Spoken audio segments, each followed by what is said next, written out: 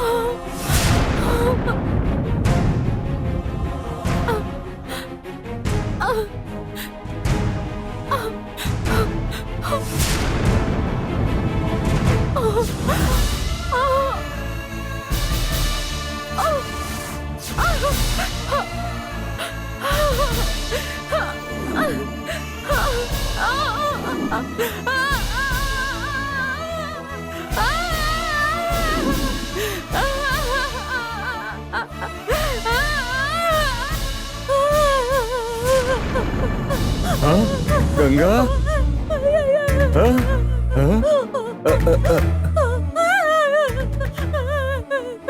काबिल गंगा रोज कहे बड़ो हमरा कुछ समझ में नहीं ख्याल। तू कहल का चाहताड़ू? अगर कोनो समस्या के वजह से व्रत तोड़ देबू तो पाप ना लगी, ये लिए बोला तू। अरे का हो गेल तो के कुछ तो बोला तू, का भइल बा? हमरे समझ में नहीं ख्याल। का भइल ना? अरे नहीं समझ में आवत। अरे कुछ तो बोला। अरे गंगा का भइल? बोला कुछ तो बोला गंगा। अब तू हमरा के ही काहे दिखावत बाड़ू? अरे इधर देवसेना के हो, कहाँ भी है देवसेना? ये का कब से बाबा बाबा करा ताड़ू तू? मुँह से कुछ बोलू तबे ना समझ जाए हमनी के। बोला तहार व्रत टूटी तो चली, बाकी का भइल है ऊ तो बतावा, कुछ समझ में तो आवे। अरे इतना ड्रामा काहे कर रही बिया, समझ ना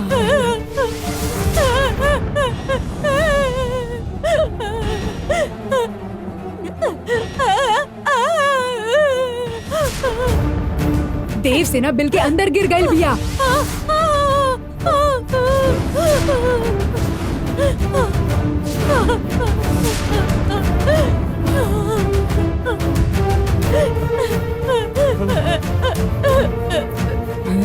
हम एजा मंत्र बंधन कैले बानी, फिर उ बिल के अंदर कैसे जा सकेली? ये तो का कहा ताड़ू? अगर तू ही कहले रहतू कि एकरा अंदर बॉल गइल बा त हमनी मान लेती जा। कह दे तू कि जेवर गइल बा तब भी हमनी मान लेती जा। और तू कहा ताड़ू कि देवसेना गिर गइल बाड़ी। इतना छोट के बिल में 6 साल का लड़की कैसे घुस सकेले? अरे अगर ही नागिन के बिल खाली होकर तो चलत, बाकी एकरा अंदर अभी 10 फुट लंबा खतरनाक नागिन भी है जे जिंदा भी है, मुर्गा के भी निकल जाये। कैसे बाहर निकालल जाए बच्ची के? इकर मतलब कहीं वो देवसेना के निकल तो ना गईली। ये कहता नहीं कि देवसेना बिल के अंदर बड़ी माधवी वो नागिन के बिल में बंद कर देले बिया ना, यही से वो नागिन गुस्सा में आके एहिजा खेलत देवसेना के अंदर खींच ले ले होगी। हम अबे हेल्प खातिर कहीं फोन करत नहीं। रुका, केहू के फोन करे के जरूरत नहीं खे, काहे की देवसेना ये बिल के अंदर हो ही ना सकेली। हमनी के माधवी पे बिल्कुल विश्वास ना करे के चाहिए, और हमनी के गंगा कबो हमनी से झूठ ना बोलतिया। देवसेना जरूरी बिल के अंदर ही गिरल होगी। अरे वो नागिन देवसेना की कुछ करे, ओके पहले देवसेना के बाहर निकाले की पड़ी। और के काहे बुलावे के बा? हम भी बिल तोड़ के देवसेना के। अरे नहीं ओमकार, ओमकार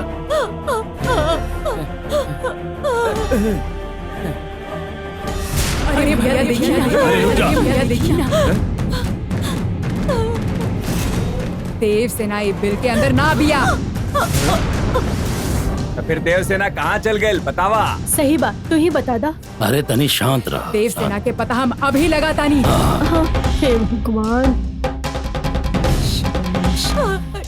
शिव नमः शिवाय, शिव नमः शिवाय।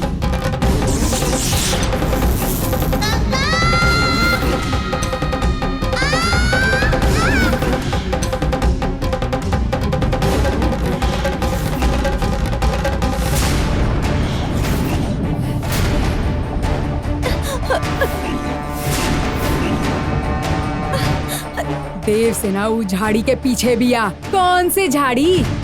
ओकरा हम ही बाहर लेके आए। हे भगवान, ये औरत भी ना।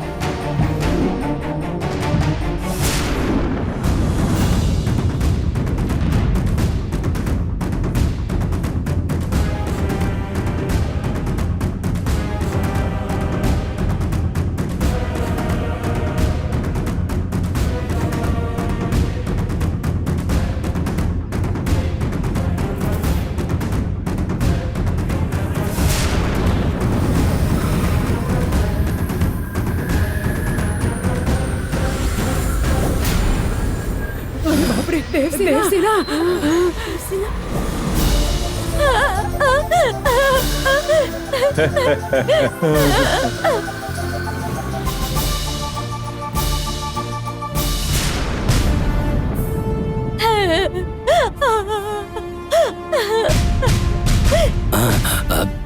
देवसेना,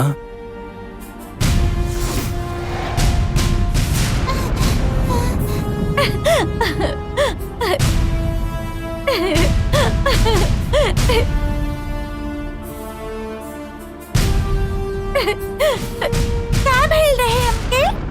बोली ना। कुछ भी ना भइल रहे, तू बिल्कुल ठीक बाड़ू। कि रउआ सब यहाँ ऐसन काहे खड़ा बानी?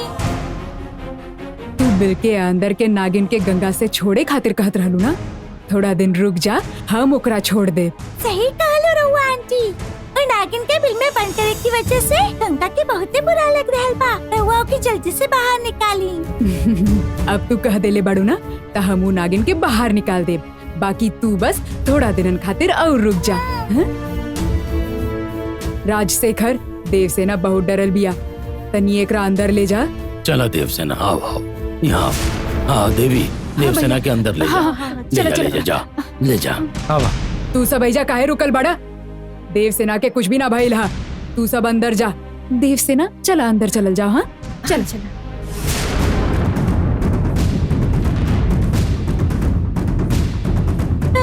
बिल के तोड़ के नंदिनी के बाहर निकाले खातिर तू ही सब कैले बाड़ू ना। अगर तू फिर से ऐसा कैलू तो याद रखिया, अभी खाली तहार आवाज ही गइल बा। अगला बार ऐसा कैलू तो तहार आँख नोच ले। महादेवी, याद रखिया हमार बात के। और तू एकरा खातिर इतना गिड़गिड़ात, एकर आवाज छीन लेनी फिर भी चुप ना बैठली। बच्ची के इस्तेमाल करके नंदिनी के बचावे के कोशिश कईली। एकर बात का तो के अभी भी समझ में ना आ रहल।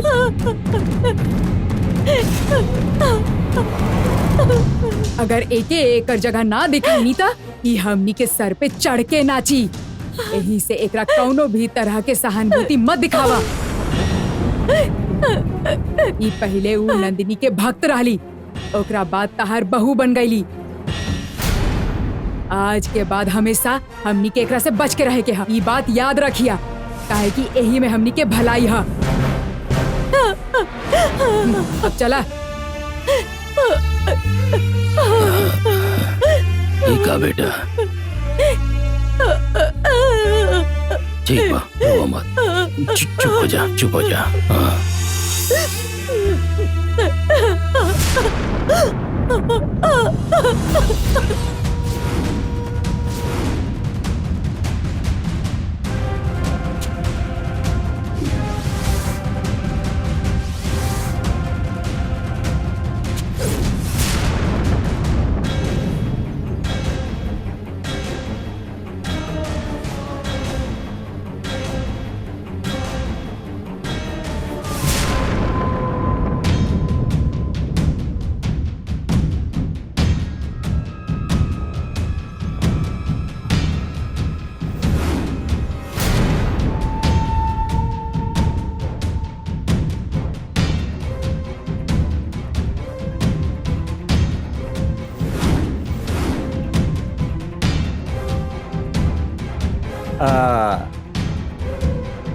रहुआ फोन करके हमनी के बोलो ले रहनी ना।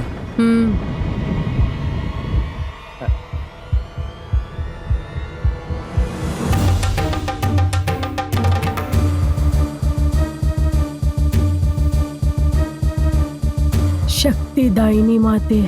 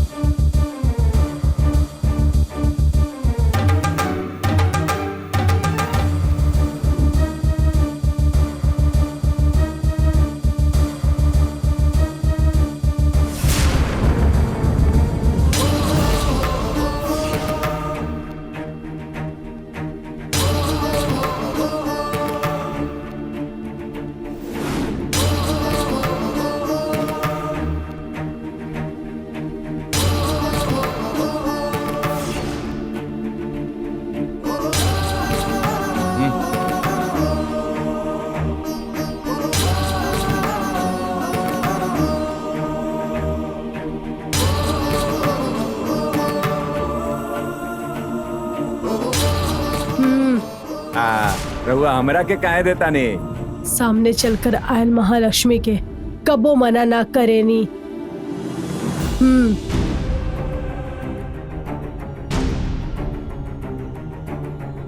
ताकि बहुत साल से राजनीति में बड़ा पद पर जाए के इच्छा रहे और जे पद तह के चाही ओकर हासिल करे खातिर ही हम ई देहले बानी। लेकिन एकर हम का करब? ई महल के अंदर ले जा और माधवी के कमरा में ऐसा जगह रखा जहाँ केहू एकरा के गलती से भी देख ना पाए।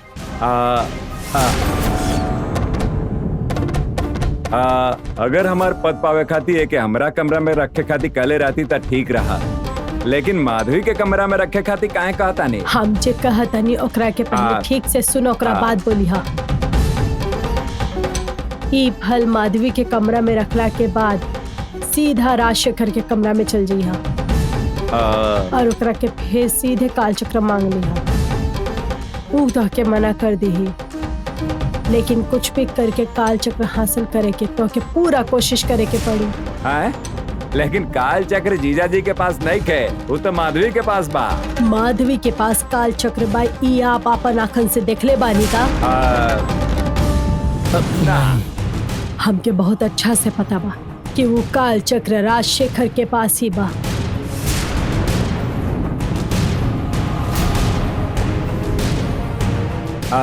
अगर वो दावा के साथ कहा था नहीं तो फिर ठीक है, हम सीधे जीजा जी से जाके पूछा और कोना भी तरीके से वो काल चक्र के हासिल करे के कोशिश करा। लेकिन रहुआ ही हमके माधवी के रूम में रखे के कहता नहीं, वो हमारा समझ में नहीं खे आवाज। वो माधवी राजशेखर के आपन वश में कर ले बिया। ई फल माधवी के रूम में रखे के बाद ओकर मंत्र शक्ति कम हो जाई, जेकरा से हमनी के काम आसान हो जाए। काहे कि ओ वक्त तो जीजा जी तोहनी के वश में हुई है, वो खुद काल चक्र निकाल के तोहके दे दी है। काल चक्र लेके आवे के बाद रहुआ हमके हमार सीट तो दिवा देव ना? जीजा जी के लगे से हम काल चक्र ले आके रहुआ के दे देव, लेकिन रहुआ काले बानी कि एमपी के सीट हमरा दिया देव। वादा मत भूलब। अगर तू अपन वादा ना तोड़ना तो हम हूँ ना तोड़ब। अब जाके काल चक्र लेके आ। ठीक है, हम जल्दी लेके आवा तनी। हे माता रक्षा करब। चला बेटा।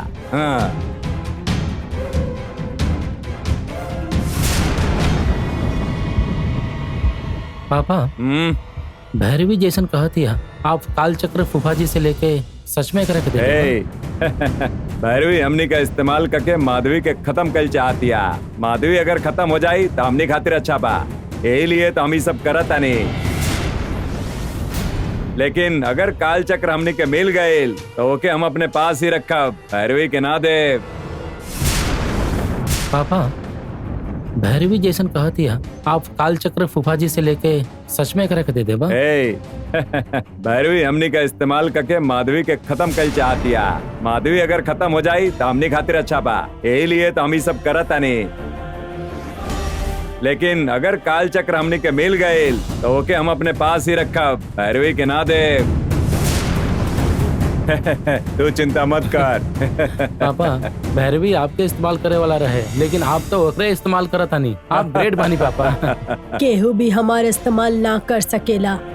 हम ई भल ऐसे ही तोहर हाथ में नईखी देहले धर्मा, काल चक्र हासिल करे खातिर ही हम देहले बानी। माधवी नंदनी खातिर जौन मंत्र बंधन कैले बिया ओकरा के तोड़े खातिर हम ही देहले बानी।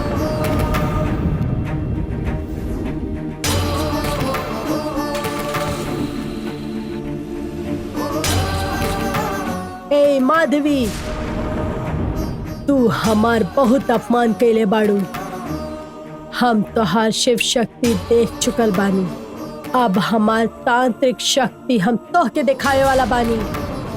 तोहार शक्ति के सामने हम बच गई, लेकिन तू हमार शक्ति के सामने ना बच पेबू।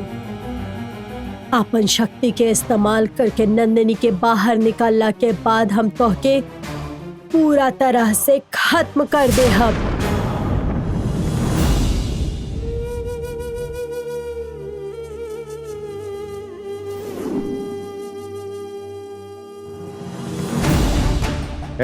क्यों नहीं के चल।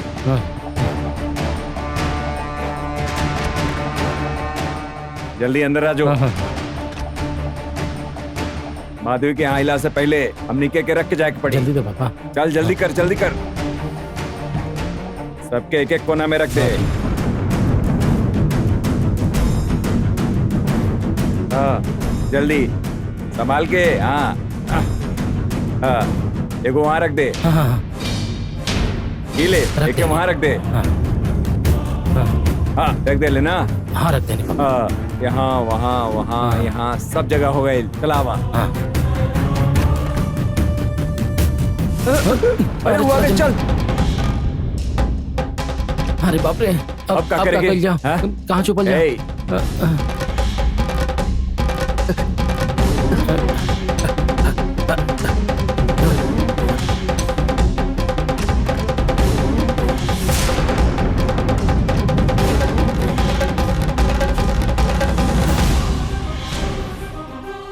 एजा कुछ तो तंत्र मंत्र चल रहा है। जरूर केहू हमरे खिलाफ कुछ कर रहा है, बाकी कर के रहा।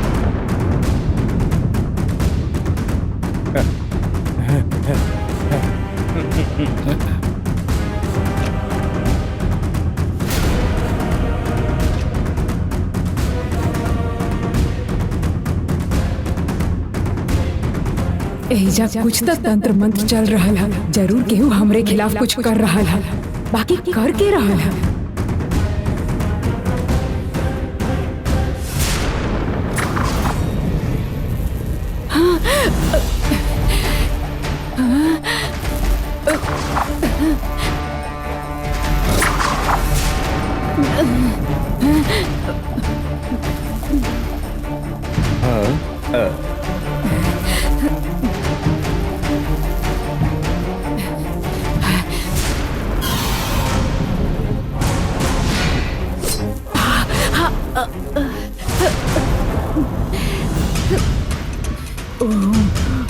ओम नमः शिवाय।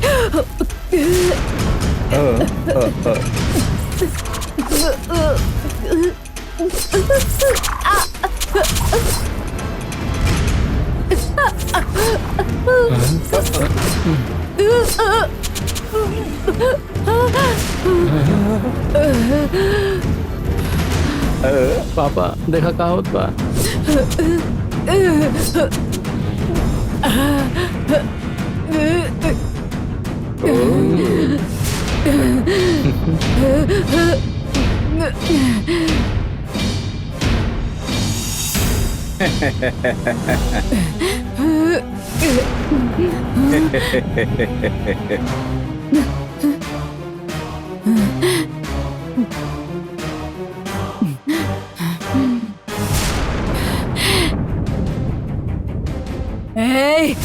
क्या भइल?